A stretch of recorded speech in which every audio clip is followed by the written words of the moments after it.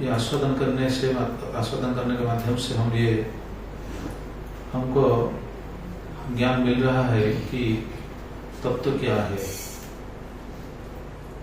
नारद मुनि जो प्रश्न पूछ रहे थे हर्जेश्वर को, और हर्जेश्वर अपने अंतःकरण शुद्ध होने के बाद उनको पता चल गया नारद मुनि का प्रश्न का सिद्धांत क्या है। उन्होंने 10 प्रश्न पूछे थे। 10 प्रश्न में से हम 2 प्रश्नों का उत्तर कल हम सुन रहे थे। मतलब हर्जेश्वर को पता चल गया ये नारद मुनि क्या कहना चाह रहे हैं। तो 10 प्रश्न के माध्यम से नारद मुनि स्वरूप ज्ञान देना ये उनका इच्छा था। सभी जीव को अपना स्वरूप के बारे में पता होना चाहिए। साधु ऐसा ही चाहते हैं, भगवान का ये इच्छा है, हमको अपना स्वरूप के बारे में पता होना चाहिए। तो नारद मुनि का ये इच्छा था कि हर्जेश्वर लोग को पता होना चाहिए, उनके स्वरूप के बारे में उनको ज्ञान होना चाहिए। वो संसार में जाकर क्यों फंसेंगे, वो तो मुक्त हो गए, परमहंस स्थिति पर हो गए।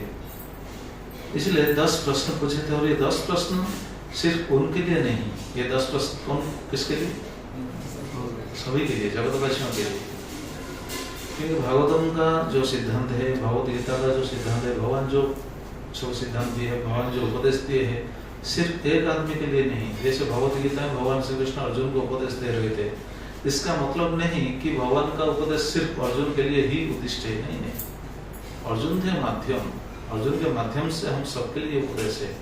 ठीक उसी तरह भागवत में जितना भी प्रसंग है, जितना भी उपदेश मिलता है, कोई माध्यम हो सकता है, कोई उपदेश दे रहे हैं, लेकिन ये उपदेश सभी के लिए। जैसे विद्रोह मित्र संवाद में भी हमको उपदेश मिलता है, नारद मुनि बहुत जगह पर उपदेश दे रहे हैं, सुखदेव से जो कुछ बोल रहे हैं, ये सब हम सब के लिए है, बस कोई माध्यम है। सुखदेव से परीक्षित महाराज को बोल रहे हैं, परीक्षित महाराज माध्यम थे, लेकिन उनके माध्यम से हम सबके लिए ये उपदेश है। तो जो यहाँ भी हम ऐसा हमको ये समझना चाहिए कि नारद मुनि ये जो उपदेश दे रहे हैं या ये जो प्रश्न पूछ रहे हैं, हम सबको इसके बारे में ज्ञान होना चाहिए। तो कल हम 2 प्रश्न के बारे में सुन रहे थे। कौन सा प्रश्न के बारे में हम सुन रहे थे? पहला प्रश्न क्या था? भूमि का जमीन का अंत कहाँ पर है? इसका उत्तर क्या है? कल हम सुने थे ना, किसको याद है? जमीन का अंत कहाँ पर है? मतलब ये शरीर बार बार जीव को मिल रहा है। तो शरीर ये तो भूमि है, गीता में भगवान बताते हैं। तो ये भूमि का अंत कहाँ पर है, मतलब इस शरीर का अंत कहाँ पर है? जीवात्मा जब शरीर छोड़ देता है, इसका मतलब नहीं शरीर अंत हो गया, क्योंकि जीवात्मा को फिर एक शरीर तो मिल जाएगा ना। तो शरीर का अंत कहाँ पर है, इसका मतलब क्या है? ये जड़ शरीर, ये भौतिक शरीर का अंत जब होगा तब माना जाएगा कि शरीर का अंत हो गया, मतलब भूमि का अंत हो गया। तो शरीर तो परिवर्तन हो जाएगा। भौतिक शरीर छोड़ने के बाद जीव को जब आध्यात्मिक शरीर मिलेगा, चित्त शरीर, चिन्मय शरीर जब मिलेगा, उसी समय माना जाएगा कि शरीर का अंत हो गया। नहीं तो हमको ये भौतिक शरीर बार बार मिलता रहेगा।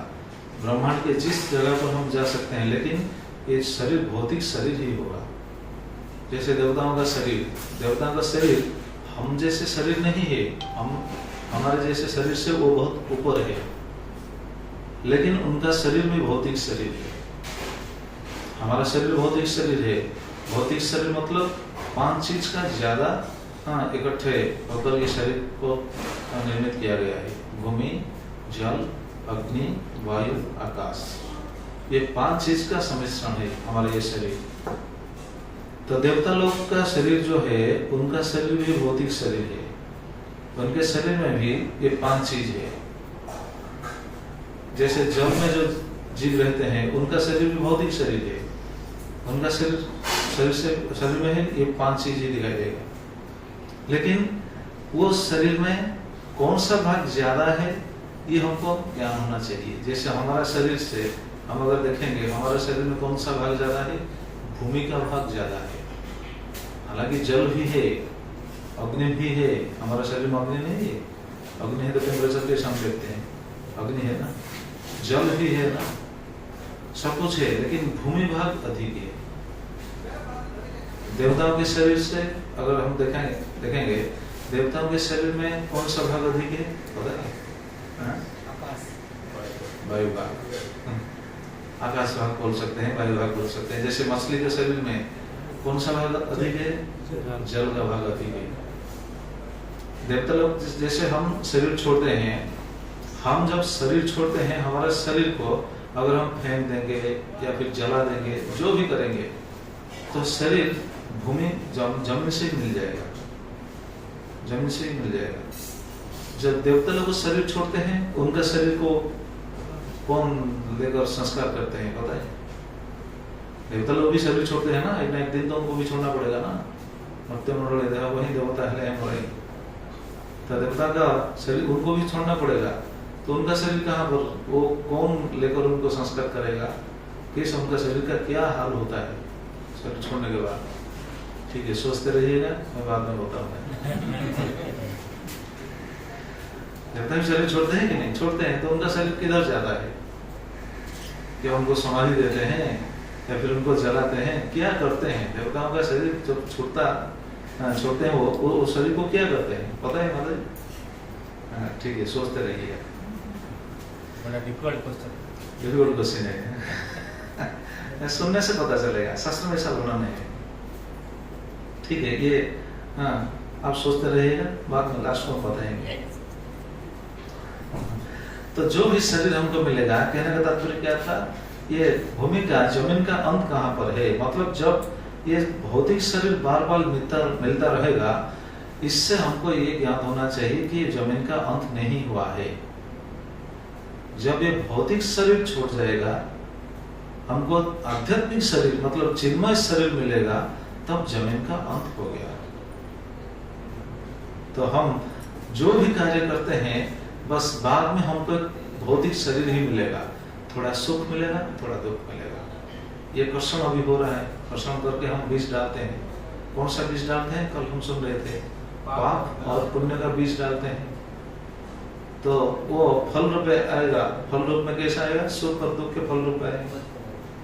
मतलब हम यहाँ बहुत पुण्य कर सकते हैं, बाद में हमको एक शरीर मिलेगा, सुख मिल सकता है, लेकिन भौतिक शरीर है, ये बंधन नहीं है। तो अंत कहाँ पे है? जब चिन्मय शरीर मिलेगा। मतलब नारद मुनि का कहने का तात्पर्य क्या है? जब हम इस संसार को छोड़ करके भगवान के पास वापस जाएंगे, तब ये शरीर का अंत होगा। यह है जमीन का अंत, भूमि का अंत। दूसरा प्रश्न क्या था? एक ऐसा राष्ट्र है जहाँ एक ही पुरुष है, और वो पुरुष कौन है? वो पुरुष भगवान है, एक ही पुरुष है। अगर शास्त्रों के सिद्धांत हम देखेंगे तो बस एक ही पुरुष है। भगवान जब ब्रह्मा जी को ज्ञान देते हैं, भागवतम हम आज देख रहे हैं, भागवतम बहुत बड़ा ग्रंथ है। कितना श्लोक है? 18,000 श्लोक, 18,000 श्लोक का विशाल बड़ा ग्रंथ है श्रीमद् भागवतम। लेकिन भागवतम पहले भगवान ब्रह्मा जी को दिए थे। कितने श्लोक में पता है किसको? हाँ जी, नहीं। भगवान जो ब्रह्मा जी को भागवतम बताए थे, बस 4 श्लोक, चतुश्लोकी भागवत 4 श्लोक में बताए थे। लेकिन हम 4 श्लोक अगर हम पढ़ेंगे तो हमको समझ में नहीं आएगा, इसलिए हमको समझाने के लिए व्यासदेव 18,000 श्लोक लिख लिए। ब्रह्मा जी ने नारद को 10 श्लोक से बताया, नारद जी ने व्यासदेव को 100 श्लोक से बताया, और व्यासदेव हमारे लिए 18,000 श्लोक लिखे। अगर हमको 100 श्लोक से अगर बताया जाएगा तो भी हमको समझ में नहीं आएगा। तो कहने का तात्पर्य यह है, जब भगवान ब्रह्मा जी को ज्ञान दे रहे हैं, चतुश्लोकी भागवत के माध्यम से जब ज्ञान दे रहे थे, उस समय एक श्लोक था वहां, अहम एवासम एवाग्रे नान्य जत्सत असत परम। इस श्लोक का तात्पर्य है, मतलब भगवान कह रहे हैं, अहम एवासम एवाग्रे, मैं सृष्टि के पहले कुछ भी नहीं था, सृष्टि से पहले जो कुछ था वो मैं ही था, बस एक ही पुरुष थे। सृष्टि बहुत विस्तीर्ण, अभी सृष्टि बहुत बड़ा है, अनंत कोटि ब्रह्मांड है। जब महाप्रलय हो जाएगा, सब ब्रह्मांड जाकर भगवान से लीन हो जाएंगे, तब जो कुछ अवशिष्ट, जहाँ जो कुछ रहेगा वो कौन है? बस एक ही है। वो कौन है? वो भगवान है। तो एक ही पुरुष है। और सृष्टि से जितना भी हम विस्तार देखते हैं, सभी जगह पर बस भगवान का ही सत्ता है। भगवान सभी जगह पर है, स्थावर जंगम सभी जगह पर भगवान का ही सत्ता है। तो एक ही पुरुष है। इसके बारे में हम कल चर्चा कर रहे थे। एक ऐसा पुरुष है, एक ऐसा राष्ट्र है जहाँ एक ही पुरुष है, और वो पुरुष है स्वयं भगवान। इसके बारे में अगर हम सुनेंगे तो और भी बहुत हो सकता है, और बहुत सिद्धांत भी है। कम से कम ये पता होना चाहिए कि वो जो पुरुष है उनके साथ ही हमको हमारा संबंध जोड़ना चाहिए। कोई सोच सकता है तो देवादेवी क्या पुरुष नहीं है? देवादेवी के साथ हमारा संबंध हम जोड़ने प्रयास करना क्या गलत है? नहीं, गलत नहीं, लेकिन वो बुद्धिमानी का परिचय नहीं है। भगवान के साथ देवता लोग प्रशंसनीय है। देवता लोग जितने भी देवता है, कितना देवता है? 33 करोड़ देवता है, पता है? तो जो 33 करोड़ देवा देवी सब कुछ है, वो सब पूजनीय है, वो सब सेव्य है, पूज्य है। लेकिन भगवान कैसे है? भगवान और देवा देवियों से फर्क क्या है? देवा देवी सब भगवान के आदेश को पालन करके कार्य कर रहे हैं। देवा देवी भगवान के विभूति हैं। भगवान है सुप्रीम कंट्रोलर। सभी देवा देवी उनके निर्देश को पालन करते हैं। इसलिए भागवतम में कहा गया है, देवा देवी को हम असम्मान नहीं कर सकते हैं। अगर कोई देवा देवी को असम्मान करेगा तो क्या होगा पता है? उल्टा परिणाम मतलब क्या? वो बुरा मानेगा। नहीं, बुरा मतलब कुछ अच्छा नहीं। तो जितना देवा देवी है हम तो सबको पूज नहीं पाएंगे, ये भी सही है। 33 करोड़ देवा देवी है, हम सबको पूज पाएंगे? पूजा कर पाएंगे? नहीं कर पाएंगे। तो एक दो देवा देवी को हम पूजा करेंगे, बाकी लोग तो सब गुस्सा हो जाएंगे ना हमारे ऊपर, है कि नहीं? जैसे भारत में देखा जाता है, रविवार को किसको पूछते हैं? सूर्य नारायण। सोमवार को शिवजी, मंगलवार को, बुधवार को, अच्छा गुरुवार को बृहस्पतिवार, लक्ष्मी पूछते हैं। शुक्रवार को संतोषी माँ, शनिवार को शनिदेव, शनिदेव को पूछते हैं। तो देखिए 7 दिन में हम 7 देवा देवी को पूछते हैं। फिर 7 दिन के बाद फिर तो रविवार आएगा, फिर रविवार को किसको पूजेंगे? फिर सूर्य नारायण को।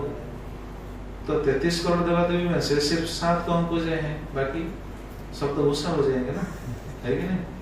तो क्या करेंगे? इसलिए भागवतम में कहा गया है, किसी भी देवी देवता को हम असम्मान नहीं कर सकते हैं। अगर इसको असम्मान करेंगे तो वैष्णव अपराध का फल लगेगा, क्योंकि वो सब वैष्णव है। उनको हम अगर सम्मान नहीं देंगे तो अपराध लगेगा। इसलिए सभी को सम्मान देंगे, लेकिन किसी एक देवता को जैसे भगवान जैसा पूजना, पूजा करना, ये बुद्धिमानी नहीं है। वो सब भगवान के सचिव है।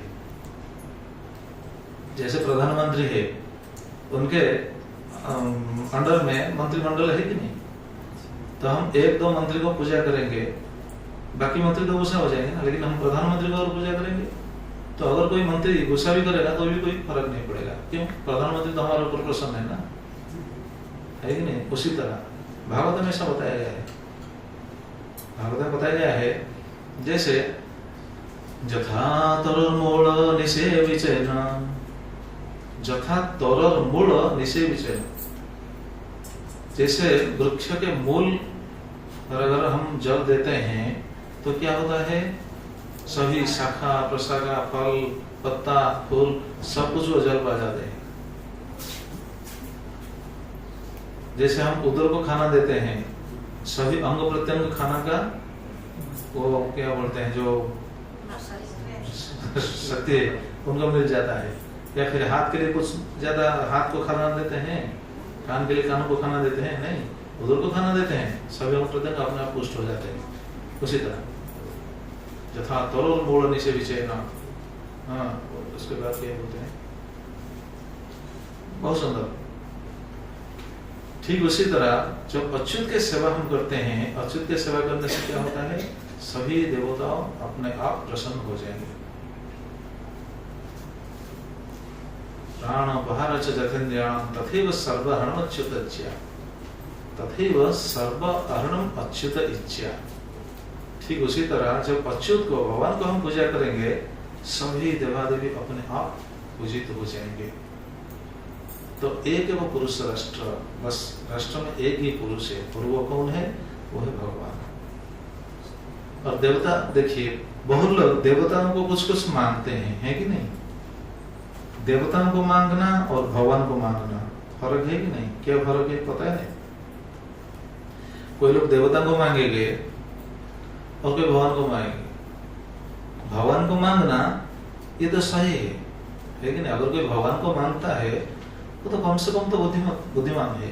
जो देवताओं को मांगता है वो बुद्धिमान नहीं।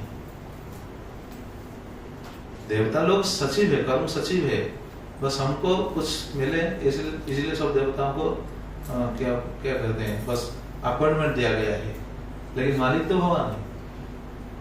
भगवान के साथ देखिए, भगवान क्या कहते हैं, मैं सब कुछ हूँ, है कि नहीं? पिता अहमस्य जगतो माता धाता पिता महा वेद्यम पवित्रम ओंकार रुक्ष समझरेव च। पिता अहम अस्य जगतो, इस जगत का पिता मैं हूँ। बहुत सारे श्लोक में भगवान बताते हैं इस जगत का पिता मैं हूँ, सभी जीवों का पिता मैं हूँ। तो हम अगर पिता से मांग रहे हैं तो कोई निंदनीय कार्य नहीं है, पिता से मांग रहा है। लेकिन जाकर अगर दूसरे आदमी के हम मांगेंगे तो वो बुद्धिमता है नहीं। ठीक उसी तरह तो एक है पुरुष राष्ट्र, एक ही पुरुष है, और वो कौन है? वो भगवान है। और आज हम सुनेंगे थर्ड क्वेश्चन क्या था? एक ऐसा दलदल है जो जीव जाता है तो वहां से वापस। हाँ, तो एक ऐसा दलदल नहीं, एक ऐसा गर्त है, बिल है, जिस पर जीव जा सकता है लेकिन वापस नहीं आ सकता। तो कौन सा गर्त है, वो बिल कौन सा है? अभी वो ये देखिए, कौन बुद्धि वाला ये समझ नहीं पाएंगे, लेकिन जिसका बुद्धि परिपक्व है उनको समझ में आएगा। हमारा बुद्धि क्या है, कम है या ज्यादा है? कम है। तो हमको कैसा ये समझ में आएगा? जब हम भागवतम सुनेंगे या फिर पढ़ेंगे, पढ़ने से समझ में आ जाएगा, या फिर सुनने से समझ में आ जाएगा। तो देखिए हरिश्व क्या सोच रहे हैं, पुमान नवेति जगत्वा बिल स्वर्गं गतो यथा प्रत्यग्धाम अविदयः किम सत्कर्मभिर्भवे। वो अभी सोच रहे, अच्छा नारद मुनि बोल रहे थे एक ऐसा बिल है, गर्त है, जहां पर आदमी जा सकता है लेकिन वापस नहीं आ सकता।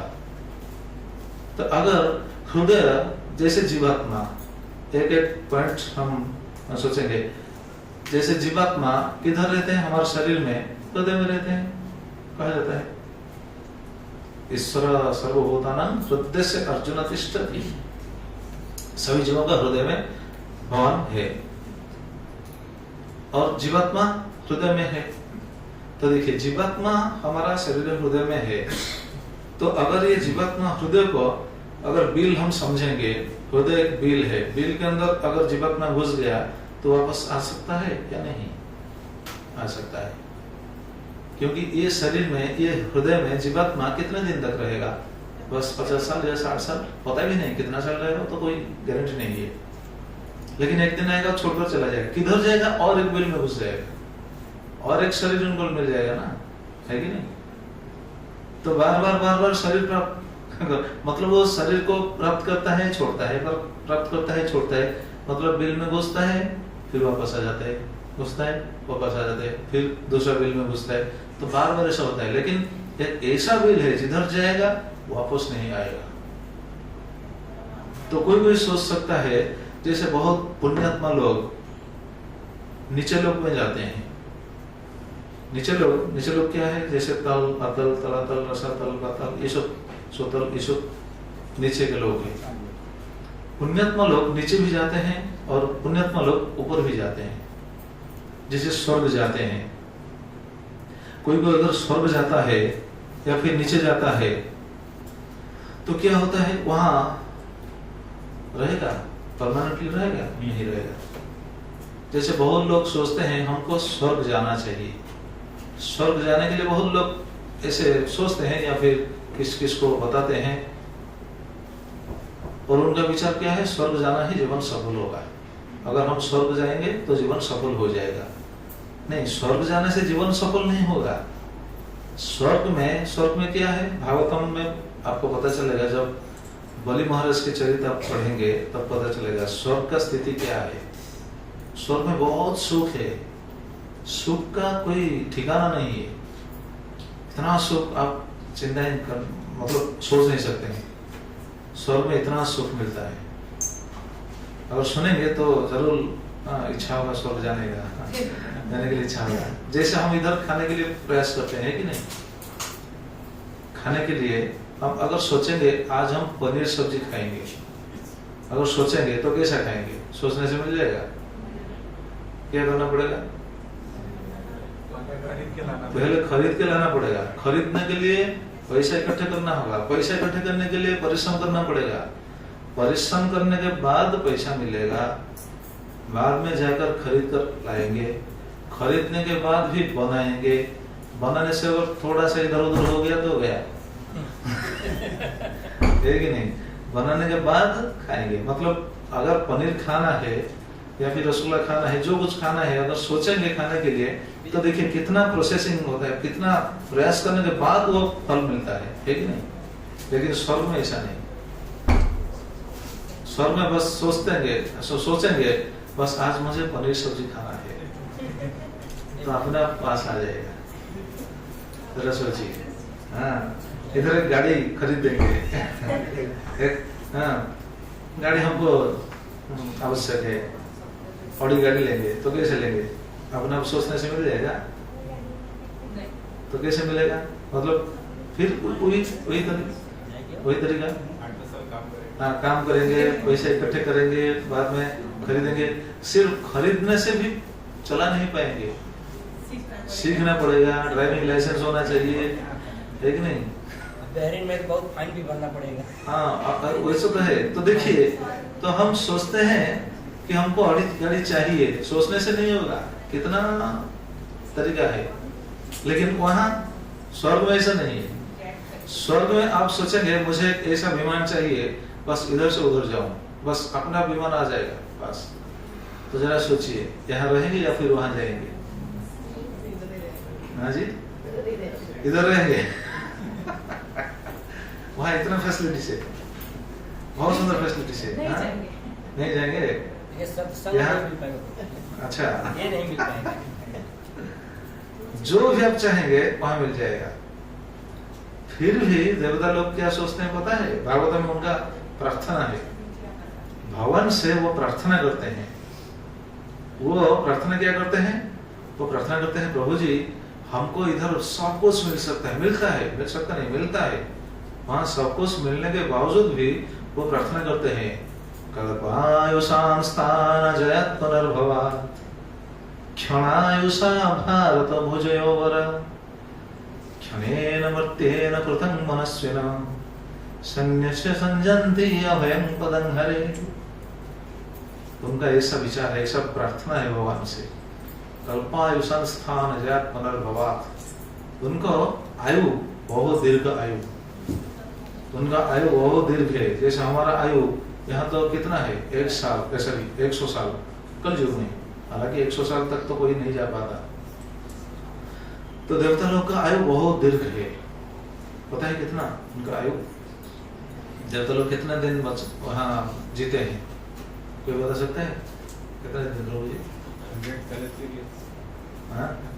celestial। मतलब कितना? अपना यहाँ का 1 साल है, उनका 1 दिन है। अच्छा।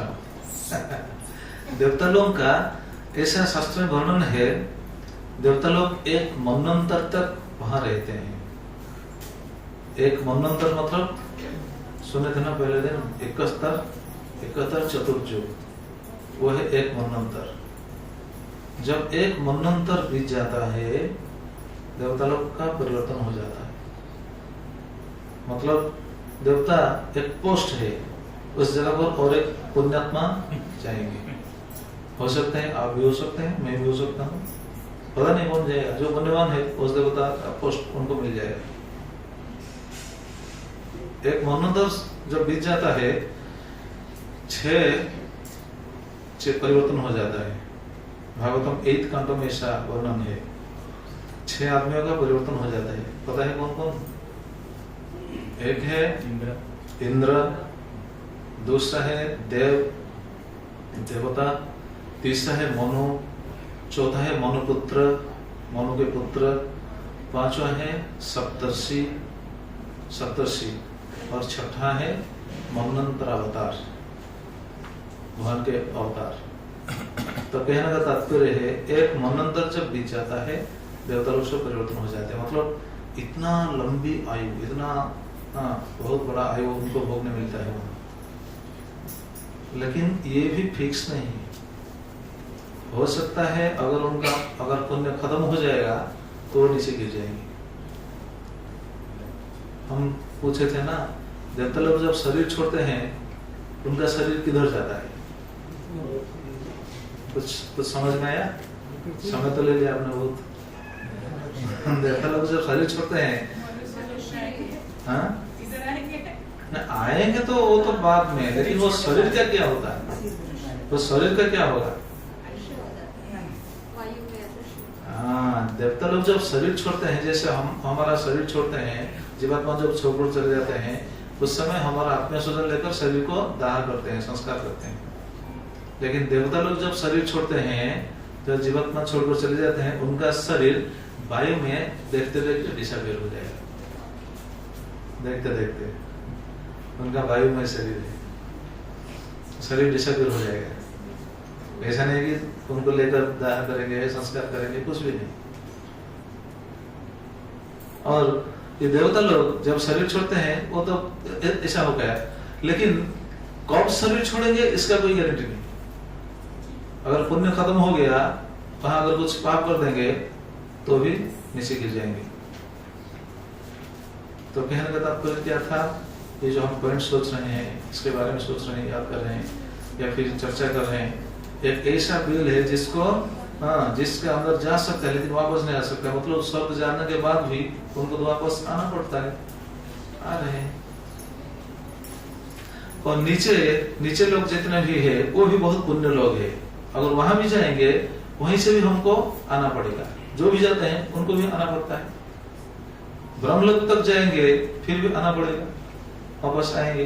ब्रह्मलोक तक अगर कोई जाता है, गीता में भगवान क्या बताते हैं? आप ब्रह्म भवनलोका पुनरावर्तिनोर्जुन। ब्रह्मलोक तक अगर कोई जा सकता है, लेकिन फिर भी उनको वापस आना पड़ेगा। हाँ जी, वैकुंठ जाएंगे तो वापस नहीं आएंगे। ये तो सुनने वाले हैं। अगर कोई सोच सकता है ठीक है, हम ब्रह्म ज्योति में प्रवेश करेंगे, जैसे हम कल सुन रहे थे। कोई अगर ध्यान करता रहेगा ब्रह्म को और ब्रह्म ज्योति में प्रवेश करेगा, तो भी उनको वापस आना पड़ेगा, कभी ना कभी वो भी वापस आएंगे। इसलिए शास्त्र में ऐसा वर्णन है। और जिधर भी जाएंगे, जिधर भी रहेंगे, हमको बस पहले पॉइंट को याद करना चाहिए। ये फल मिलेगा। कौन सा फल? सुख दुख। सुख दुख, हमारा सुख दुख है, नीचे लोगों का भी सुख दुख है, देवताओं का भी सुख दुख है, उनका भी दुख है। ऐसा नहीं कि देवता लोग बहुत सुख में है, नहीं, सुख है, हमसे ज्यादा सुख है, लेकिन दुख भी है वहां। पोस्ट के लिए और असुर लोग आक्रमण करते हैं, देवता लोगों को बहुत हैरानी कर परेशान में डाल देते हैं। देवता लोग बहुत परेशान हो जाते हैं। देवताओं को, अच्छा देवताओं को रोग होता है कि नहीं?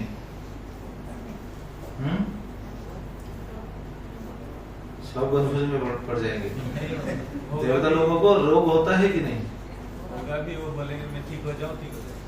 अच्छा, नहीं ऐसा नहीं हो सकता। नहीं तो विश करेंगे एंटीबायोटिक आ जाएगा आ जाएगा। नहीं, ऐसा नहीं। देवता लोग को रोग ज्यादा होता नहीं, लेकिन उनको घाव होता है। जब असुर लोग आक्रमण करते हैं ना, आक्रमण करने से क्या होता है, परस्पर आक्रमण जो होता है, अस्त्र शस्त्र विनिमय होता है, घाव हो जाता है। ये मैं क्यों बोल रहा हूँ पता है? क्योंकि देवताओं का डॉक्टर है, पता है प्रभु जी, माता जी पता है? आपको पता होना चाहिए ना, देवताओं का डॉक्टर है। आप तो यहाँ का डॉक्टर है, लेकिन वहाँ भी डॉक्टर है। आप जाइए वहाँ ट्रीटमेंट कीजिए। जाएंगे उधर ही मिलेगा उधर मिलेगा। यहाँ का एक्सपीरियंस काम आएगा। आप भेजिएगा। वहाँ के डॉक्टर धनवंतरी है। नहीं, धर्मदेव नहीं, वहाँ डॉक्टर है, पता है माता जी कौन? देवताओं का डॉक्टर है। देवताओं का डॉक्टर को बोलते हैं अश्विनी कुमार। दो अश्विनी कुमार है ना, वो देवताओं का डॉक्टर है। तो डॉक्टर है मतलब वहाँ रोग है, लेकिन हम जैसा नहीं। हमारा तो बहुत रोग इधर है, वहाँ इतना रोग ऐसा नहीं है। जब आक्रमण होता है उनको बस परेशानी में पड़ जाते हैं, घाव हो जाते हैं, बस एक दूसरे को श्राप देते रहते हैं। हाँ। तो क्या कह रहे थे, ये कौन सा ऐसा बिल है जिसके अंदर जीव जाएगा लेकिन वापस नहीं आएगा? मतलब अगर देवता लोग के देवलोक ऊपर जाएंगे तो वापस आ सकते हैं, ब्रह्मलोक तक जाएंगे वापस आएंगे, ब्रह्म ज्योति में लीन हो जाएंगे फिर भी वापस आएंगे, और जिधर भी जाएंगे ये हम कह रहे थे सुख दुख दो जरूर मिलता रहेगा। ये संसार ऐसा है, भागवतम ऐसा वर्णन है, संसार चक्रे तस्मिन् जंतुरज्ञान मोहिता भ्रम्यं सुखं च दुखं च भुंक्ते सर्वत्र सर्वदा। भ्रम्यन, ये भ्रमण करते समय उनको ये दो चीज जरूर मिलेगा। क्या? सुखं च दुखं च। किधर? सर्वत्र। सर्वत्र, सभी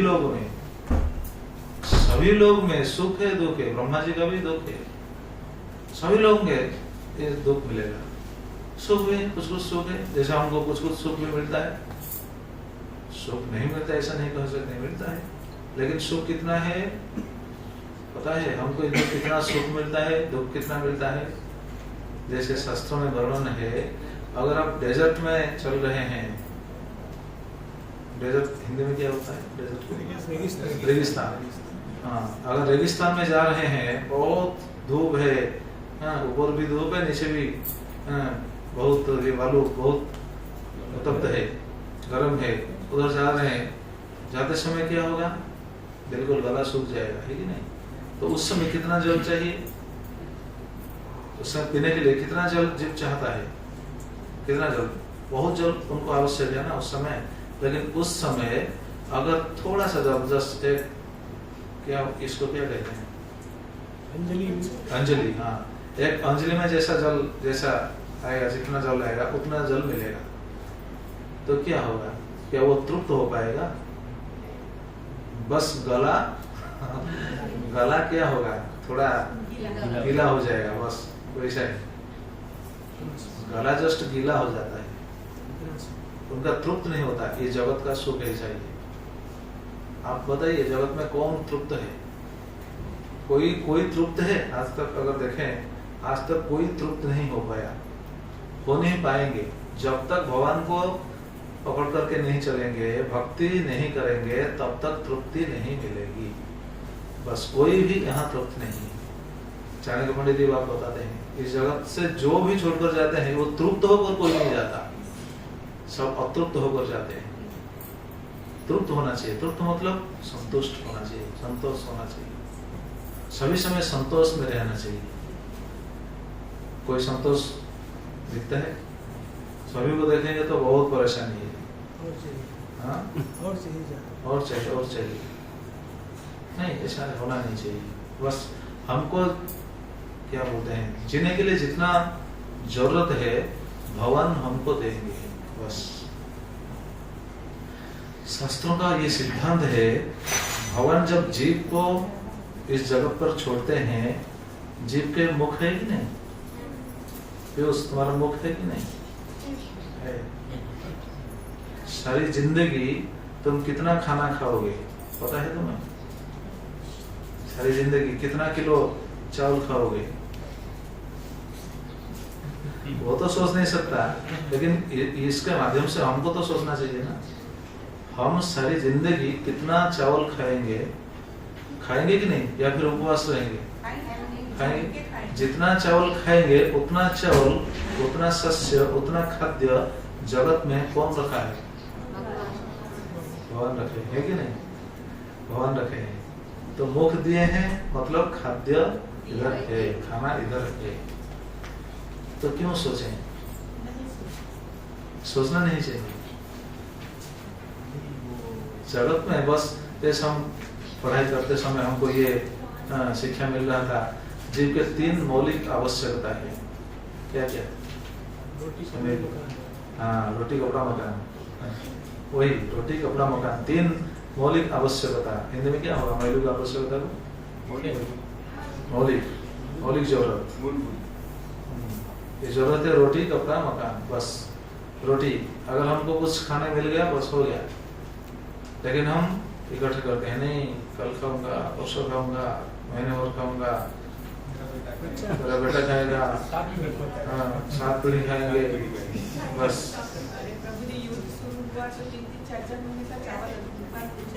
हाँ, तो जरा सोचिए, जो कुत्ता है इधर उधर घूमता है, यहाँ तो कुत्ता तो दिखाई नहीं देते हैं, बस बिल्ली दिखाई देते हैं। नहीं, कुत्ता है मालिक के पास है, घर में है, बाहर घूमने वाला कुत्ता नहीं। बाहर घूमने वाले बिल्ली है बहुत, देखें बहुत बिल्ली इधर उधर घूमते हैं। तो बिल्ली को पता है कल क्या खाएगा। जैसे हम इंडिया में देखते हैं बहुत कुत्ता घूमते हैं, बहुत सुअर घूमते हैं। सुअर क्या खाते हैं? मल खाते हैं। लोग तो आजकल तो बहुत बड़ा बिल्डिंग कर दिए हैं, बाहर तो जाना नहीं पड़ता, तो उनको तो सोच में वो तो शायद पड़ गए होंगे। जब तो बाहर नहीं जाते हम क्या कहेंगे?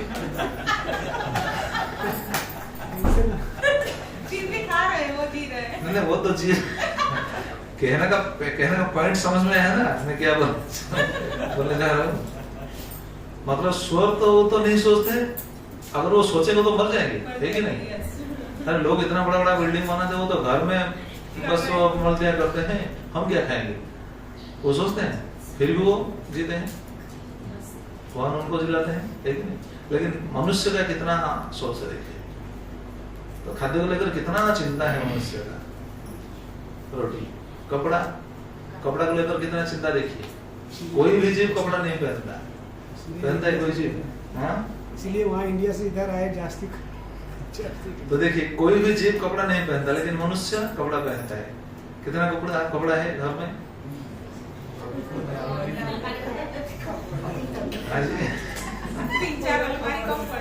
अगर देखेंगे हर घर को देखेंगे, आज मेरा खोलेंगे तो पूरा पैक होता है। पहनेंगे कितना? हाँ, हमारे पास 50 का साड़ी है, तो क्या 50 साड़ी एक बार पहनेंगे? ये तो नहीं हो सकता, है कि नहीं? हमारे पास बहुत धन है, तो 4 रोटी के बजाय क्या 8 रोटी खाएंगे? हमारे पास बहुत धन है, मैं ज्यादा खाऊंगा, ये हो सकता है क्या? नहीं। हमारे पास बहुत धन है, मैं बहुत कपड़ा पहनूंगा, ये भी नहीं हो सकता। तो ये मौलिक आवश्यकता, कहने का तात्पर्य कि हम संतुष्ट कैसे बन पाएंगे, कैसे संतुष्ट रह पाएंगे?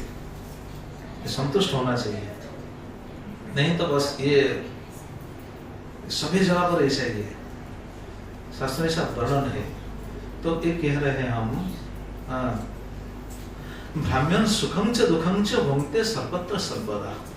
सर्वत्र सभी जगह पर ऐसा घूमते रहते हैं, और सुख दुख ये 2 भोगने पड़ता है, लेकिन जीव सुख नहीं पाता है। हालांकि जो सही सुख उनको मिलना चाहिए वो सुख नहीं मिल पाता, क्योंकि पता नहीं सुख किधर है। बताइए सुख किधर है? धन में सुख है? धन में सुख है? अच्छा गाड़ी अगर हम खरीद लेंगे सुख मिल जाएगा? बहुत सुंदर सुंदर पकवान बनाकर खाएंगे सुख मिलेगा? बहुत कॉस्टली ड्रेस पहनेंगे सुख मिलेगा? बहुत बड़ा मकान बनवाएंगे, बहुत नौकर चाकर होंगे, तो सुख कहाँ से मिलेगा? किधर मिलेगा? अभी बताइए। कथा सुनने से, भगवान का नाम लेने से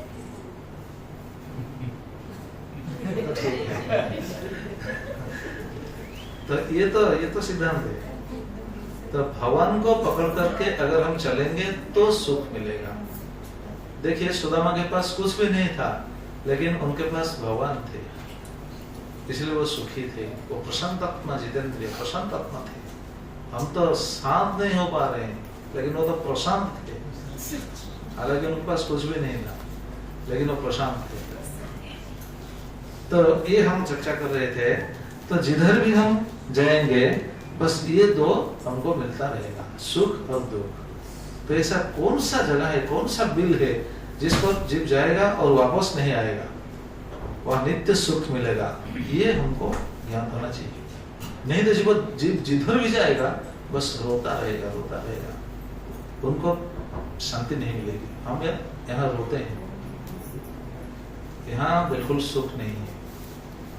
जैसे दृष्टांत से हमको पता चल जाएगा, एक धनी आदमी के बेटा गुम हो गया, किधर खो गया। एक मेला चल रहा था, मेला में खो गया।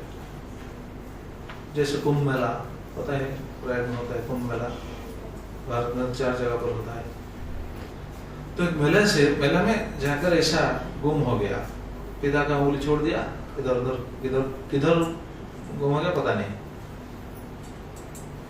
तो उसका हालत क्या हो गया, बस रोते रोते रोते रोते वो भी बहुत संतप्त हो गया, बहुत दुखी हो गया। तो रो रहा था बस। उनको शांत करने का कोई दूसरा उपाय नहीं था। तो कोई आदमी आकर उनको जो रोना देखकर उनको दया आ गया, बस उनके ये रोना को बंद करने के लिए प्रयास कर रहे थे।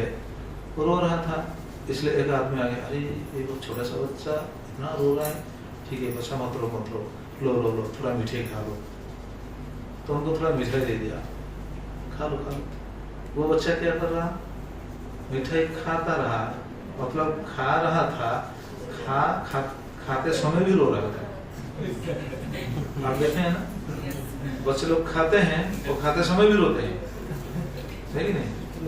हालांकि रोना थोड़ा कम हो गया, लेकिन उनका दुख है ना, वो रो रहा था, खाते समय भी रो रहा है। फिर भी एक आदमी बोला, अरे ये फिर भी रो रहा है, ठीक है उनके लिए बहुत सुंदर कपड़ा दे दो।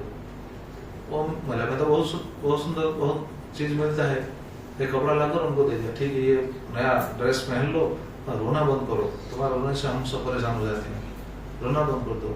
देखिए वो खा रहा है, रो रहा है, नया कपड़ा पहन रहा है, फिर भी रो रहा है कि नहीं? फिर भी एक आदमी आया, अगर बोला रहे इतना रो रहा है, ठीक है एक बहुत सुंदर टॉय उनसे खरीद कर देना चाहिए उनको। तो टॉय जैसे इलेक्ट्रॉनिक टॉय लाकर उनको दे दिया। वो देखिए वो जब वो टॉय उनको मिल गया, थोड़ा रोना बंद हो गया, लेकिन फिर भी रो रहा है, तो देखिए इतना सब कुछ देने के बाद भी वो रो रहा है। और बाद में एक आदमी आकर पूछा, अच्छा क्यों ये रो रहा है, ठीक है। तो उनको पता चला शायद वो उनके पिता से शायद बिछड़ गया है, इसलिए रो रहा है। फिर वो लेकर उनको जाकर वहां जो पुलिस स्टेशन था, पुलिस स्टेशन को जाकर दाखिल कर दिया। देखिए आप ये बच्चा रो रहा है, शायद किसका बच्चा वो गुम हो गया है, आप उनको उनके पास पहुंचा दीजिए। जब वो पुलिस स्टेशन जाकर दाखिल कर दिए तो पुलिस वाला क्या बोले, अरे हम तो ढूंढ रहे थे ये बच्चे को ढूंढ रहे थे। क्यों? क्योंकि इनके पिता लिख कर गए हैं, रिपोर्ट लिख कर गए हैं, FIR देगी। हाँ, तब पुलिस ने उनके पिता माता को बुलाया और पिता माता के पास उनके बच्चे को दाखिल कर दिया। तब जाकर बच्चे का रोना बंद हुआ। तो इससे क्या पता चलता है, हमारा स्थिति ऐसा ही, हम भी गुम हो गए थे। और क्या, हम गुम हो गए हैं। हमारा घर कहाँ है, आपका घर कहाँ है बताइए। हाँ, तो इधर क्या कर रहे हैं? लाइट नहीं मिल रहा। अच्छा क्यों? एयरपोर्ट बंद है। तो हमारा घर, जब तक हम हमारा घर नहीं पहुंच पाएंगे तब तक ये रोना जारी रहेगा। मतलब हम हमारा ये रोना ये जो नहीं बंद होने वाला है, ये है दुख, ये जगत का स्वरूप है। इसलिए हमको हमारा वही जगह पर जाना चाहिए। उस दिन हम बोल रहे थे ना, ये जगत भगवान का है, हम भी भगवान के है कि नहीं? लेकिन हम भगवान से बिछुड़कर इधर आकर बस इधर उधर घूमते रहते हैं और कह रहे हैं क्या हमारा घर वहाँ है, ये हमारा घर है, वो हमारा घर है। ये सब गलत एड्रेस है। सही एड्रेस है भगवान के संतान है, भगवान के पास वापस जाना ही हमारा सही डेस्टिनेशन है। लेकिन जब तक वहां हम नहीं जा पाएंगे तब तक हमारा ये दुख हमको बार बार मिलता रहेगा। तो वो एक गर्त है, जिस गर्त पर अगर कोई जाएगा तो वो वापस नहीं आएगा। और भगवान स्वयं भगवत गीता में ये बात बताते हैं, जानति देवव्रता देवान् पितॄन् जानति पितृव्रतान् भूतानि जानति भूतेज्या जानति मज्जाजिनो विमाम्। देवान जानते पितृव्रतम जानते देवव्रता देवान। जो देवता लोग का आराधना करते हैं वो देवलोक पर जाते हैं, लेकिन देवलोक पर जाने के बाद भी उनको वापस आना पड़ेगा। पितृ जानते पितृव्रता, अगर कोई पितृ पुरुषों को पूजा करता है तो पितृलोक पर जाएगा। जो भी जब पूजा करता है बस वो उस लोक पर जाएगा। लेकिन भगवान के पास जब वापस जाएंगे तब वापस नहीं आएंगे, इस जगत पर नहीं आएंगे। नहीं तो जिधर भी जाएंगे बस आना जाना ऐसा चलता रहेगा, इसका बंद नहीं। भगवान के पास अगर हम एक बार वापस जाएंगे, भगवान गीता में बताते हैं, क्या बताते हैं, कौन सा श्लोक, न तद्भासेते सूर्यो न शशांक न पावक जद गत्वा न निवर्तन्ते तद्धाम परमं मम। अगर कोई मेरे धाम को वापस आ जाता है तो उनको दोबारा इस जगत पर आना नहीं पड़ेगा। जगत्वा न निवर्तन्ते, वो एक ऐसा बिल है, अगर वहां कोई जाता है तो उनको वापस नहीं आना पड़ेगा। नहीं तो इधर कितना शरीर हमको मिलेगा, कितना। देखिए ये हमारा हम कर्म कर रहे हैं, बस ये हल लेकर बस कार्य कर रहे हैं, चला रहे हैं। इस शरीर से कुछ काम कर रहे हैं, इस शरीर छोड़कर दोबारा और एक शरीर मिल जाएगा, फिर हम काम करेंगे, है कि नहीं? आप जरा सोचिए, जैसे हम छोटे बच्चे से हम धीरे धीरे बड़े हो गए। छोटे बच्चे से हम जो काम किए हैं, क्या काम किए हैं, पढ़ाई किए, फिर बड़े हुए, फिर नौकरी किए, फिर शादी किए, फिर बच्चों का देखभाल किए, बच्चों हो गए, बच्चों का देखभाल किए, फिर बच्चों का शादी किए, फिर बूढ़ा हो गए, फिर शरीर बिल्कुल अक्षम हो गया और शरीर छोड़ देंगे। अगर दोबारा हमको मनुष्य शरीर मिलेगा तो क्या कार्य करेंगे? बस यही कार्य ही करेंगे ना, और क्या, यही कार्य। हालांकि हमको पता नहीं किधर हमको मिलेगा, इंडिया में मिलेगा कि अफ्रीका में मिलेगा कि अमेरिका में मिलेगा, कहाँ मिलेगा हमको पता नहीं, लेकिन जिधर भी शरीर हमको मिलेगा बस ये कार्य ही करेंगे ना। तो ये कार्य तो बार बार हर जन्म में होता है, हर जन्म में ये कार्य चलता रहता है। हर जन्म में बस सभी लोग यही कार्य करते हैं, बस कुछ धन इकट्ठे करते हैं। अरे धन इकट्ठे करके क्या करोगे, छोड़ करके जाना पड़ेगा, है कि नहीं? बस हर जन्म में हम धन इकट्ठे करते रहते हैं, हर जन्म में ऐसा कार्य करते हैं। बस भगवान के पास जब हम नहीं जाएंगे तब तक ये हमारा जीवन सफल नहीं है। कहने का तात्पर्य क्या था? उनका तात्पर्य ये था कि हमारा एक ऐसा जगह है जिधर जाना हमारा सही डेस्टिनेशन है। वही जगह पर जो जाता है उनको वापस नहीं आना पड़ेगा, वो है भगवान का धाम। तो ये बात हरियशों को समझ में आ गया, तो वो सब सोचने लगे, अरे किम असत कर्म भी भवेत, तो हम क्यों असत कर्म करेंगे? बस वो जगह पर जाने के लिए जो भी कार्य होना चाहिए बस ये कार्य वो करना चाहिए, मतलब भक्ति करना चाहिए, वो तो भक्ति कर रहे हैं, तो क्यों हम असत कर्म में बार लगते रहेंगे? तो ये उनको पता चल गया। ये था थर्ड क्वेश्चन। और फोर्थ क्वेश्चन क्या था? फोर्थ क्वेश्चन क्या था माता जी? हाँ, एक ऐसा स्त्री जो बार बार अपना रूप बदलता रहता है, कौन वो स्त्री है? हाँ जी, बड़ी अच्छा। एक ऐसा स्त्री है जो बार बार रूप बदलता रहता है। जैसे आजकल हम माता जी को देखते हैं, कभी सलवार पहनते हैं, कभी साड़ी पहनते हैं, ये रूप बदलते रहते हैं। नहीं, इसका मतलब ये नहीं है। तो एक ऐसा नारी है, एक ऐसा स्त्री है जो बार बार अपना रूप बदलता है। ये रूप कौन है? ये रूप बदलने वाला स्त्री कौन है? हरीश को समझ में आ गया। नाना रूपो आत्मबुद्धि स्वर्णीव गुणान्विता तत्निष्ठम अगतस्य किम असत्कर्मभिर्भवेत्। उनको पता चल गया, अरे ये है नारद मुनि ये कह रहे हैं, पता चल गया। फिर सोच रहे हैं किम असत्कर्मभिर्भवेत्, क्यों हम असत्कर्म में लगे रहेंगे? तो वो नारी कौन है? बहुरूपा स्त्री कौन है? नाना रूप आत्मबुद्धि स्वर्णिम एव गुणान्विता। गुणान्विता जो रजोगुणों के द्वारा मिश्रित, मतलब रजोगुणों के साथ मिलकर हमारा जो बुद्धि, ये जो बुद्धि अस्थिर है, ये बुद्धि ही वैसा नारी है।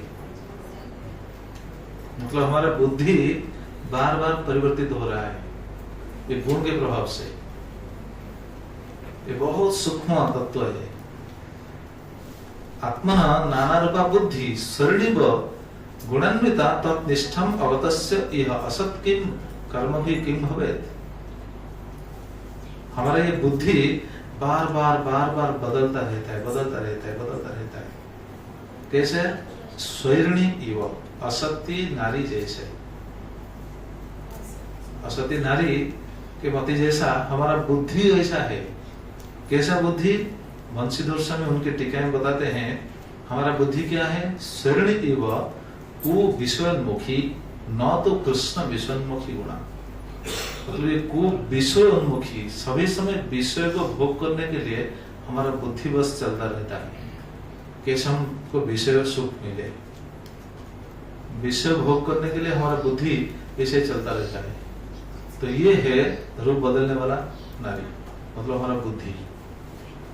बहुत प्रभुपाद महाराज बहुत सुंदर पर्पट लिखते हैं। देखिए ये पर्पट बहुत सुंदर है। The intelligence of a living entity who does not turn his attention towards Krishna or the Krishna consciousness movement simply changes dresses like a prostitute. ये प्रभुपाद का पर्पट। What is the benefit of such foolish intelligence? One should be intelligently conscious in such a way that he need no longer change from one body to another.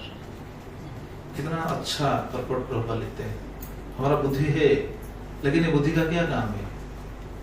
The intelligence of a living entity who does not turn his attention towards Krishna. हमारा बुद्धि अगर भगवान के प्रति नहीं जाता है और हम कृष्ण कॉन्शियस नहीं बन पाते हैं, तो फल क्या है? Simply changes dresses like a prostitute. बस हमारा बुद्धि का ये स्वरूप है। बस जैसे prostitute एक ड्रेस बार बार बदलता रहता है, ऐसा हमारा बुद्धि में ऐसा भोग कामना बार बार आता है। आज ये आता है, कल वो आता है, कल वो। जितना सब इंद्रिय के भोग्य वस्तु प्रति बुद्धि हमारा दौड़ता है। हाँ जी, बुद्धि भ्रमित है। ये बुद्धि के बारे में तो बताया गया है, मन तो चलता है, लेकिन बुद्धि भी ऐसा हो जाता है गुण के प्रभाव से। ये गुण के प्रभाव से, तो ये बुद्धि को कहते हैं ऐसा। मन तो पहले ही चंचल। हाँ, मन तो पहले ही चंचल है, बुद्धि भी ऐसा भ्रमित हो जाता है। प्रभुपाद ये बात बताते हैं। तो कु जैसे अच्छा जो बताते हैं, कु विषय उन्मुखी, न तो कृष्ण विषय उन्मुखी। तो देखिए हमारा जितना भी गुण है, क्या क्या देखिए, सौंदर्य, वैदग्ध्य आदय, पांडित्य आदयश्च तैरन्विता भद्र अभद्र प्रवृत्तिम अवतस्य अविचरित इतर्थ। देखिए हमारा जो भी चीज है, हम पंडित है, ज्ञानी है, बुद्धिमान है, बहुत क्वालिफाइड पर्सन है, लेकिन क्या करते हैं? बस इंद्रिय भोग्य विषयों को कैसे जुटा पाएंगे, ये कार्य में लगते रहते हैं। बुद्धि ऐसे ही चलता है। कु विषय उन्मुखी, बुद्धि में यही चलता रहता है, कैसे अच्छा मकान बनाएंगे, बस ये 5 इंद्रियों के विषय के बारे में ही सोचते रहते हैं। भक्तिविनोद ठाकुर बहुत सुंदर बताते हैं, और चैतन्य चरितामृत में ऐसा बताया गया है। चैतन्य चरितामृत में बिल्कुल ऐसा बताया गया है। कृष्ण रूप शब्द स्पर्श सौरभ अधर रस, जार माधुर्य कहन ना जाए, देखी लोभी पंच जन एक स्वमर मन, चढ़ी पंच पंच दिगे धाय। अगर भगवान के स्वरूप प्रति, भगवान के चरण कमल प्रति हमारा मन नहीं जाएगा तो हमारा सभी इंद्रिय बस भोग के तरफ ही दौड़ता रहेगा। कैसे सही ढंग से हम भोग जुटा पाएंगे, बस ऐसे चलता रहेगा। कैसे कहते हैं, मोर पंचेंद्रिय गण महालंपट दस्यु गण, सभे करे हरे परथ। ये पंच इंद्रियों को जैसे बताते हैं महालंपट दस्यु। महालंपट, पंच इंद्रिय क्या है? पंच ज्ञानेंद्रिय। हमारा देखिए कहने का तात्पर्य बस खुलकर बताने से ही पता चल जाएगा। जैसे पंच ज्ञानेंद्रिय क्या है? चक्षु, कर्ण, जिह्वा, नासिका, त्वचा। तो हम इधर जितना भी जो भी कार्य करते हैं, बस ये 5 इंद्रियों को कैसे सुख दिला पाएंगे, यही कार्य है। आंख से रूप देखते हैं, कैसे अच्छा रूप देखेगा। रूप में सब कुछ आ जाता है। घर में हम कैसा सोफा लगाएंगे, देखने के लिए कैसा अच्छा लगेगा। ड्राइंग रूम कैसा होगा, बस ये रूप देखिए। रूप के लिए, सुनने के लिए कैसा अच्छा हमको सुनने मिलेगा। जिह्वा, खाने के लिए क्या क्या खाते हैं पता ही नहीं। लोग आजकल क्या खाते हैं ये भगवान क्या बताएं, क्या खाते हैं पता नहीं। दशरथ बताते हैं, बहुत सुंदर बताते हैं। खाने से तो भगवान तो बताते हैं, खाने से तो बस पाप हो जाता है। तो देखिए अच्छा, खाना क्यों खाते हैं, खाना क्यों चाहिए जरा बताइए। हम खाते हैं क्यों, खाना क्यों चाहिए? शरीर को पुष्ट रखने के लिए, बस कुछ एनर्जी हमको मिलेगा, हम कार्य कर पाएंगे, इसलिए तो। लेकिन देखिए लोग ढूंढते हैं किधर अच्छा रेस्टोरेंट है, वहां जाकर खाएंगे। क्या उधर खाने से क्या तुमको ज्यादा मिल जाएगा? लोग किधर किधर जाते हैं बस खाने के लिए। देखिए 5 इंद्रिय ही हमको कैसा लगाता है, हमारा बुद्धि ऐसा भ्रमित हो गया है। ये तो शास्त्रों का सिद्धांत है। ये है रूप बदलने वाला स्त्री, मतलब ऐसा बुद्धि हमारा अंदर है। कैसा अच्छा गाड़ी खरीदेंगे, क्यों? बैठने के लिए अच्छा लगेगा, चलाने के लिए अच्छा लगेगा। तो गाड़ी तो चाहिए इधर से उधर जाने के लिए बस, लेकिन स्टेटस मेंटेन करने के लिए हमको ऐसा गाड़ी चाहिए। अच्छा मकान बनाना है, मकान क्यों बनाना चाहिए? जैसे उड़िया में कहते हैं, अपने माथा को ढकने के लिए मकान चाहिए ना। हाँ, लेकिन देखिए, हाँ जी, सर पे छत होना चाहिए। हाँ, सर पे छत होना चाहिए, सर पे छत होना चाहिए। लेकिन सर में ये 2 BHK, 3 BHK, 4 BHK होना चाहिए। यहाँ ये किधर लिखा है? लेकिन आजकल हम क्या सोचते हैं, ना 2 BHK नहीं होगा, 3 BHK होना चाहिए, या फिर 4 BHK होना चाहिए, है कि नहीं? तो देखिए ये बुद्धि का काम है, बस बुद्धि सोचता है ऐसा। सर को ढकने के लिए छत चाहिए, लेकिन हम सोचते हैं ना 2 BHK, या हमको यह चाहिए, ये चाहिए, वो चाहिए। ये बुद्धि का काम है। तो ऐसे अगर सोचेंगे, बैठकर देखेंगे, भागवत पढ़ेंगे, शास्त्र पढ़ेंगे, तो धीरे धीरे पता चल जाए, अरे हम किधर है, क्या कर रहे हैं। ये तो बुद्धि हमारा है, ये तो रूप बदलता रहता है हर समय। तो ये बुद्धि, ये जो ज्ञान हमको मिला है, ये जो हम पढ़ाई किए हैं, इसका फल क्या है? बस इधर उधर घूमते रहते हैं, बहुत धन इकट्ठे करते हैं। इकट्ठे करने का लाभ क्या है? आपको पता है धन, कितना धन हमारा धन है? कोई बता पाएगा कितना धन हमारा धन है? जिसके पास जितना बैलेंस है कि उतना धन उनका धन है ना। शास्त्र में मना किया गया है, जितना खा लिया उतना धन है, जितना अपना भोग लिया।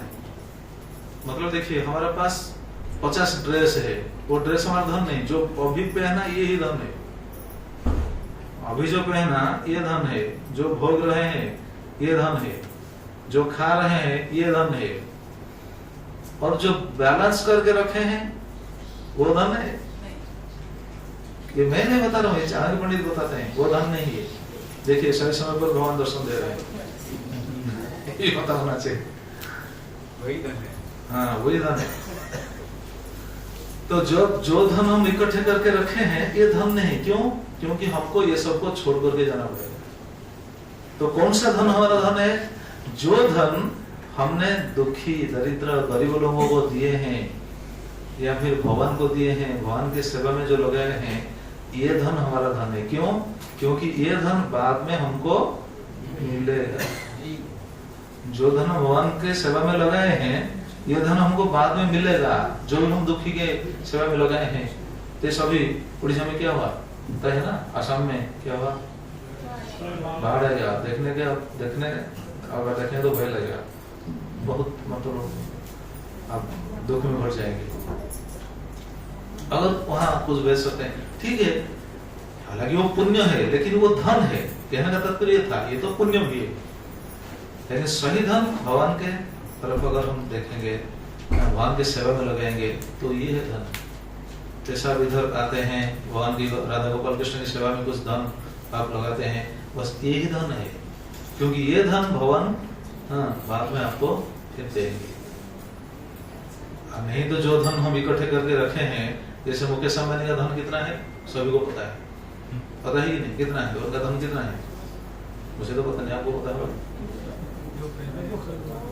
नहीं, अभी जो उनका बैलेंस है, मुकेश अंबानी का धन कितना है किसी को पता नहीं।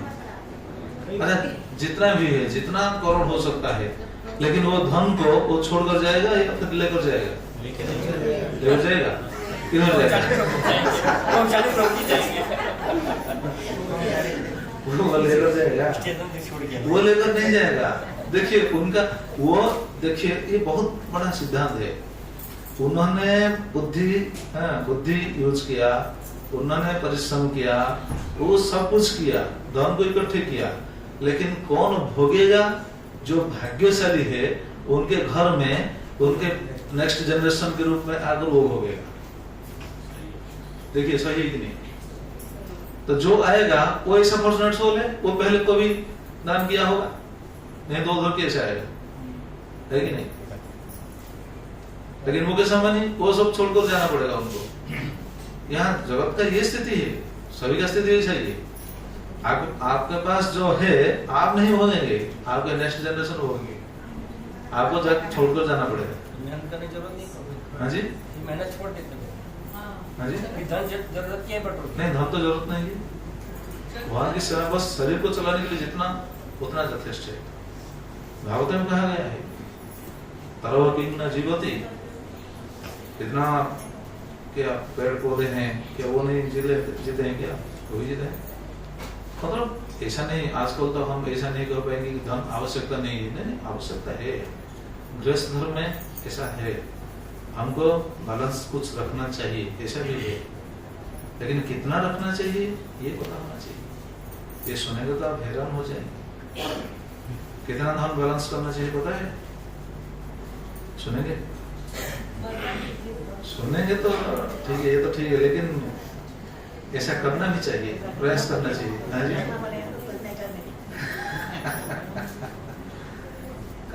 ऐसा बताया गया है। नहीं, ऐसा बताया गया है, शास्त्रों में ऐसा सिद्धांत है, हम जितना कमाई करते हैं उनमें से 50% भगवान की सेवा में लगाना चाहिए। 50% भगवान की सेवा में लगाना चाहिए। कैसे लगाएंगे सोचिए, भगवान को कैसे देंगे, कैसे भगवान की सेवा में आप लगाएंगे सोचिए। भगवान की सेवा में लगाना चाहिए। 25% अपने परिवार को बस मेंटेन करने के लिए, निर्वाह करने के लिए 25% में हम निर्वाह करेंगे। 12% दान देंगे।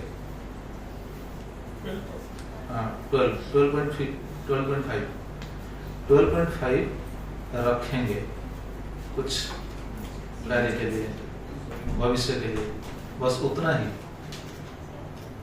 नहीं तो मुकेश अंबानी जैसा बस सब कुछ छोड़ कर जाना पड़ेगा।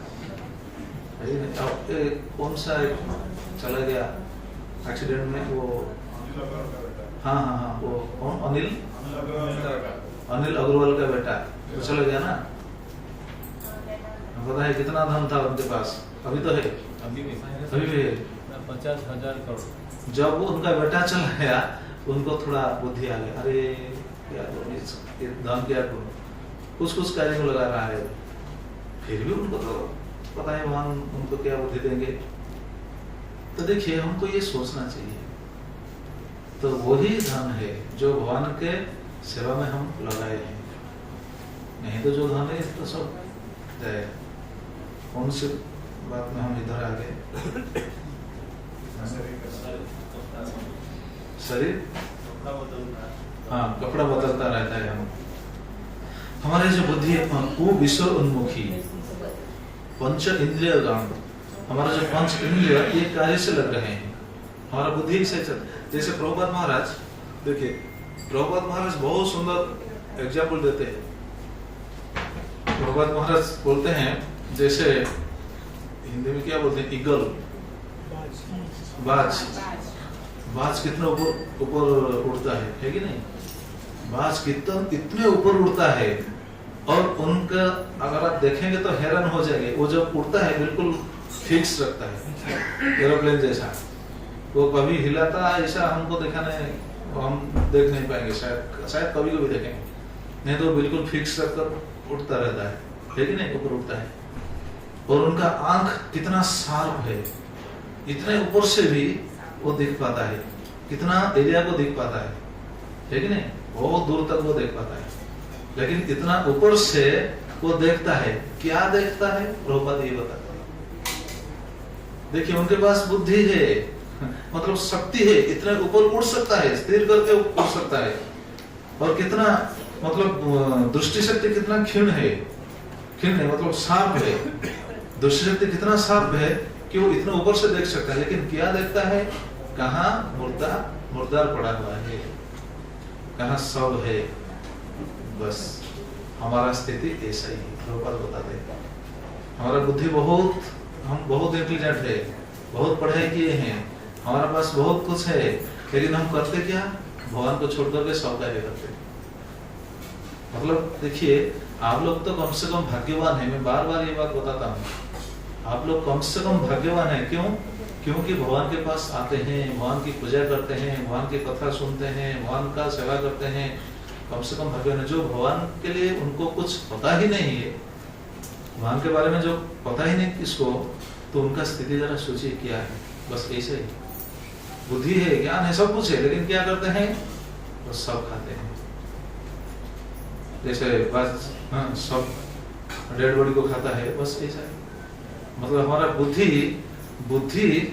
बहुत प्रखर होने के बाद भी हम क्या करते हैं, बस संसार में हमारा कार्य चलता रहता है, ये इंद्रियों का कार्य ही चलता रहता है। भगवान का भक्ति करना चाहिए, ये मनुष्य जन्म की सफलता है। नहीं तो बाद में और एक मनुष्य से अगर मिलेगा भी, ये कार्य करेंगे और नीचे चले जाएंगे तो गया, बिल्कुल तो हम तो फेल हो गए। बहुत जन्म के बाद हमको मनुष्य जन्म मिला है, इसलिए हमको सुधरना चाहिए। तो ये है बुद्धि। तो उनको पता चल गया किम असत कर्म फिर भवेत। और कल हम सुनेंगे, आज का समय हो गया, कल सुनेंगे एक ऐसा पति जो एक वेश्या को अपनी पत्नी बोलता है, वो भी हमारा अंदर है, वो भी हमारा अंदर है। वो क्या है और कौन और क्या क्या चीज है, हम कल सुनेंगे। समय तो हो गया, बहुत बहुत धन्यवाद। कम से कम आपको मैं निवेदन करूंगा, आपके पास मेरा ये निवेदन ही होगा, कम से कम आप भगवान का भक्ति कीजिए। हर भक्तों से मेरा ये निवेदन है, आपने सब माला रखे हैं, भगवान का नाम लीजिए। क्योंकि हम ये कथा कर रहे हैं, बस 1 घंटा 2 घंटा के लिए कथा कर रहे हैं। भागवत पढ़ने से आपको कुछ कुछ पता चलेगा, लेकिन जब नाम करेंगे धीरे धीरे जब चित्त शुद्ध होने लगेगा, हाँ, धीरे धीरे देखिए उनका मति शुद्ध था, इसलिए वो उनको पता चल गया। हमारा मति जब धीरे धीरे शुद्ध होने जाएगा, धीरे धीरे हमको सब कुछ पता चल जाएगा। मतलब हम क्या है, हम क्या कर रहे हैं, क्या करना चाहिए, धीरे धीरे ये पता चल जाएगा। और हम साधु संग कर रहे हैं तो ये ज्यादा क्या होगा, ज्यादा फास्ट में हमको पता चलेगा, हम ज्यादा सीरियस होते हैं। ठीक है, बहुत बहुत धन्यवाद।